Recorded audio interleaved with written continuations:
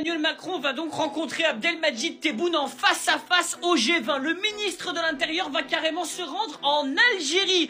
C'est bizarre, on a l'impression que c'est bientôt les élections municipales et que les macronistes, ils ont besoin des voix des Français d'origine algérienne. Comme c'est bizarre. En effet, mes amis, après des mois d'injures, d'injures publiques, si je puis dire, maintenant Emmanuel Macron devrait rencontrer Abdelmadjid Tebboune en face à face au G20 le 22 et le 23 novembre prochain. Enfin, selon la France. De son côté, Laurent Nunez, le ministre de l'Intérieur, il n'y a pas un jour qui passe où il ne tape pas sur Bruno Retailleau et il veut se rendre en Algérie. Il semblerait même qu'il ait été invité, enfin, selon la France. Et tout ça nous aurait été confirmé par l'ambassadeur, évidemment, l'ambassadeur de France. Écoutez bien. Est-ce qu'on peut imaginer que les deux chefs d'État organisent une rencontre, un face-à-face lors du G20 de Johannesburg en Afrique du Sud dans 10 jours?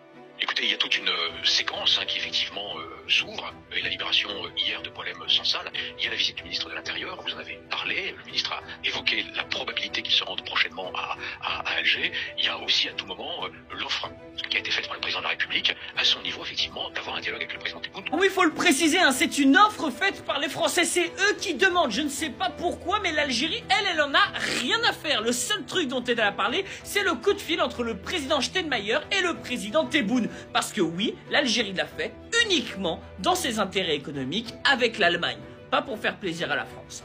Tahia Al Jazeera, et un jour on arrivera à une France libre et souveraine.